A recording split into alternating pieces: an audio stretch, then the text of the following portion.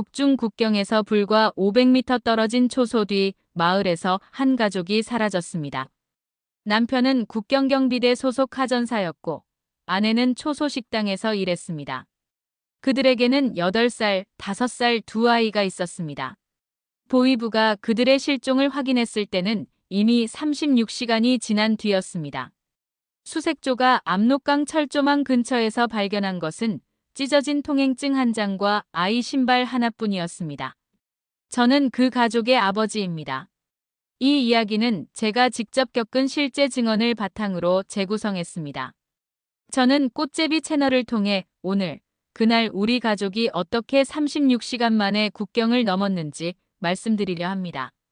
통행증 하나가 우리 가족 4명의 생사를 가른 그 시간들을 말입니다. 이 영상이 도움이 되셨다면 구독과 좋아요로 응원해 주시기 바랍니다. 더 많은 이야기를 전할 수 있는 힘이 됩니다. 저는 함경북도 온성군 남양노동자구에서 태어났습니다. 아버지는 국경경비대 중대장이었고 저 역시 19살에 같은 부대에 배치되었습니다. 국경지역 출신이라는 이유만으로 성분이 좋다고 평가받았고 당에 충성하는 모범 군인으로 살았습니다. 제대 후에는 초소 관리 업무를 맡으며 아내 명숙과 결혼했습니다. 명숙이는 초소 식당에서 일했고 우리는 초소에서 불과 300m 떨어진 집에서 살았습니다. 큰아이 진혁이가 태어나고 3년 뒤 작은아이 선아가 태어났습니다. 우리 삶은 철저히 통제되었습니다.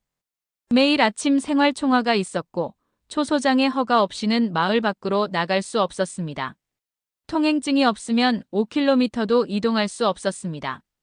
저는 국경 철조망 순찰 일정을 관리했고 명숙이는 경비대원들의 식사를 준비했습니다.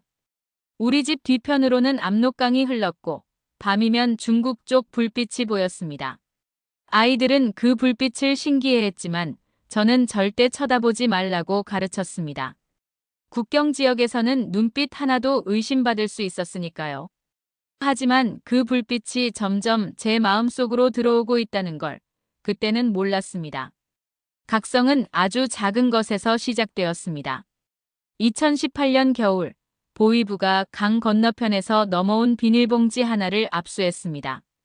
바람에 날아온 중국 과자 봉지였는데 저는 그걸 소각하라는 명령을 받았습니다. 불에 태우기 전 저는 그 봉지를 잠시 들여다봤습니다. 화려한 글씨, 웃고 있는 아이 그림, 맛있게 드세요라는 중국어 문구. 그게 전부였지만 뭔가 가슴속이 무너지는 기분이었습니다. 우리 아이들은 그런 과자를 한 번도 먹어본 적이 없었습니다. 그해 봄 명숙이가 초소 식당에서 쌀을 훔쳤다는 이유로 비판 투쟁을 당했습니다. 실제로는 바닥에 떨어진 쌀알 몇 개를 주운 것뿐이었습니다. 아이들 밥을 위해서였습니다. 그날 밤 명숙이는 울면서 말했습니다. 동무, 우리가 왜 이렇게 살아야 하는 거요? 저는 대답할 수 없었습니다. 그해 여름 순찰 중 강 건너 중국 마을을 보았습니다. 지붕이 멀쩡한 집들, 골목에 세워진 오토바이들, 빨랫줄에 걸린 깨끗한 옷들. 그리고 우리 마을을 돌아봤습니다. 무너진 담장, 굶주린 아이들, 전기도 들어오지 않는 집들. 그때 깨달았습니다. 우리가 지키고 있는 이 국경이 사실은 우리를 가두는 감옥벽이라는 것을요. 명숙이와 저는 한 달 동안 밤마다 속삭였습니다. 넘어가면 쏴 죽인대요. 아이들은 어떡하고. 잡히면 정치범 수용소요. 하지만 매번 같은 결론에 도달했습니다. 이대로는 아이들에게 미래가 없다고. 진혁이는 이미 학교에서 배급을 받지 못해 수업 중에 쓰러진 적이 있었습니다. 선아는 겨울 내내 감기를 앓았지만 약 한 알 구할 수 없었습니다. 결정적 순간은 2019년 7월에 왔습니다. 초소장이 제게 통행증 발급 업무를 맡겼습니다. 원래는 보위부 소속이 하는 일인데 인원이 부족해 임시로 제게 넘어온 것이었습니다. 저는 통행증에 찍히는 도장과 양식을 관리하게 되었습니다. 그날 밤 저는 명숙이에게 말했습니다. 지금이 아니면 기회가 없어. 명숙이는 한참을 울다가 고개를 끄덕였습니다. 우리는 계획을 세웠습니다. 통행증을 만들고 순찰 교대 시간을 이용하고 8월 장마철 안개를 기다리기로 했습니다. 하지만 가장 큰 문제가 있었습니다. 아이들이었습니다. 진혁이는 8살, 선아는 5살. 36시간을 걸어야 하고 절대 울면 안 되고 강을 건너야 했습니다. 우리는 도망칠 수밖에 없어요. 아이들을 위해서라도. 명숙이의 떨리는 목소리가 아직도 귓가에 남아 있습니다. 준비는 2달간 이어졌습니다. 저는 통행증 용지를 몰래 한 장 빼돌렸습니다. 온성군에서 회령시까지 물자 수송이라는 명목으로 3일간 유효한 통행증이었습니다. 도장은 제 책상에 있었고 저는 근무 후 혼자 남아 그것을 찍었습니다. 손이 너무 떨려서 3번이나 다시 했습니다. 돈은 명숙이가 장마당에서 중국 물건을 팔아 마련했습니다. 250위안, 우리 돈으로 25만 원이었습니다. 브로커 연락처는 초소식당에서 일하던 언니에게 얻었습니다. 그 언니의 남동생이 2년 전에 넘어갔다고 했습니다. 날짜는 8월 15일로 정했습니다. 광복절, 남쪽에서는 명절이지만 북에서는 평범한 날이었습니다. 그날 밤 순찰 교대가 30분 늦어진다는 걸 알고 있었습니다. 가장 위험한 순간은 출발 직전에 찾아왔습니다. 8월 13일, 보위부 지도원이 초소에 왔습니다. 통행증 관리 감사를 한다는 것이었습니다. 저는 식은땀을 흘리며 장부를 보여줬습니다. 지도원이 한 장 한 장 넘기며 확인했습니다. 이상 없소. 그가 돌아서는 순간 저는 그대로 주저앉을 뻔했습니다. 그날 밤 명숙이가 물었습니다. 정말 할 수 있겠소? 저는 아이들 잠든 얼굴을 보며 대답했습니다. 해야 하오. 8월 15일 오후 11시 30분, 우리는 집을 나섰습니다. 명숙이는 선아를 업었고 저는 진혁이 손을 잡았습니다. 짐은 작은 보따리 하나뿐이었습니다. 옷 몇 벌과 물, 그리고 빵 4개. 초소를 지나갈 때 심장이 터질 것 같았습니다. 당직 경비원에게 통행증을 내밀었습니다. 회령까지 긴급물자 수송입니다. 경비원은 불빛으로 통행증을 비췄습니다. 10초가 10년 같았습니다. 가시오. 우리는 걸었습니다. 어둠 속을 걸었습니다. 마을을 벗어나 산길로 접어들었습니다. 진혁이가 아빠 어디 가요? 라고 물었지만 저는 조용히라고만 말했습니다. 새벽 3시 첫 번째 검문소가 나타났습니다. 통행증이 다시 한번 빛을 발했습니다. 경비원은 졸고 있었고 우리를 그냥 보냈습니다. 하지만 새벽 5시 두 번째 검문소에서 문제가 생겼습니다. 가족이 왜 함께 이동하오? 저는 준비한 대답을 했습니다. 처가 병들어 회령병원에 데려가는 중입니다.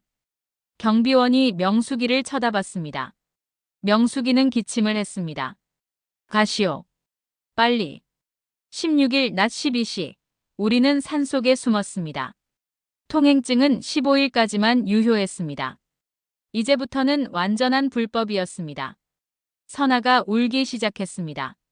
배가 고프다고. 저는 빵을 떼어줬지만 선아는 계속 울었습니다. 명숙이가 선아 입을 막았습니다. 그때 멀리서 발소리가 들렸습니다. 순찰조였습니다. 우리는 숨을 죽였습니다. 선아가 울음을 터뜨리려는 순간 진혁이가 동생 손을 꽉 잡으며 눈을 마주쳤습니다. 선아는 울음을 삼켰습니다. 8살 아이가 5살 동생의 목숨을 구한 순간이었습니다.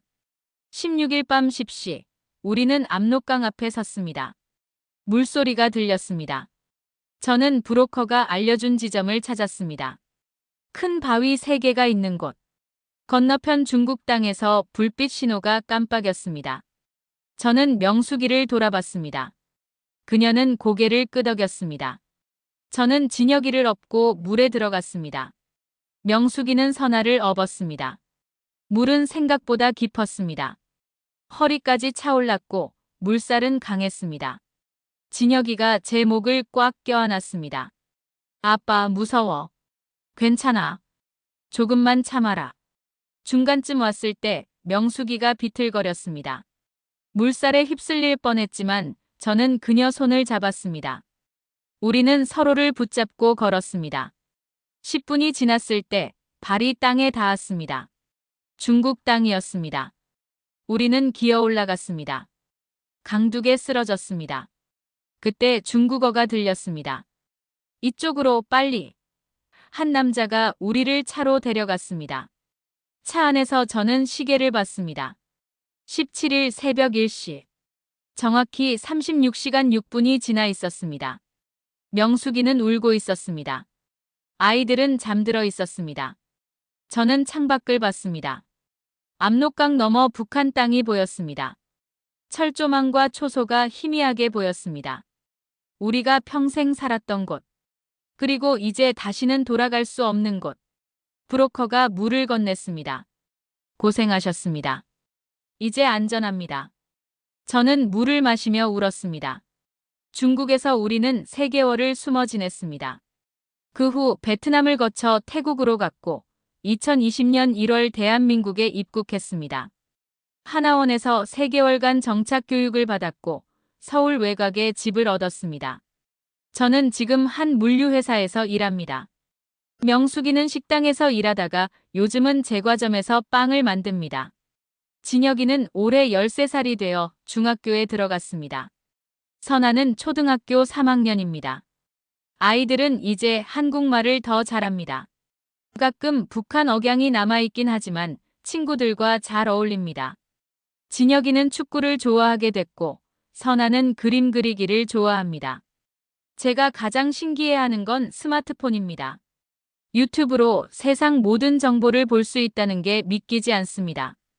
편의점에서 24시간 물건을 살 수 있다는 것도요. 하지만 모든 게 완벽하지는 않습니다.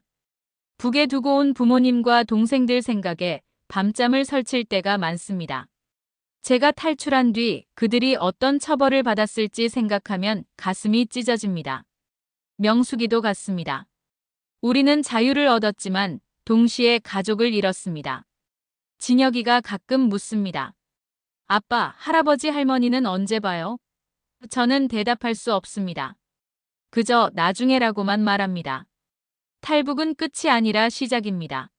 새로운 삶의 시작이지만 동시에 평생 짊어져야 할 짐의 시작이기도 합니다. 하지만 후회하지 않습니다. 통행증 하나로 시작된 36시간이 우리 가족에게 미래를 주었으니까요. 구독과 좋아요는 꽃제비 채널이 더 많은 이야기를 전하는 큰 힘이 됩니다.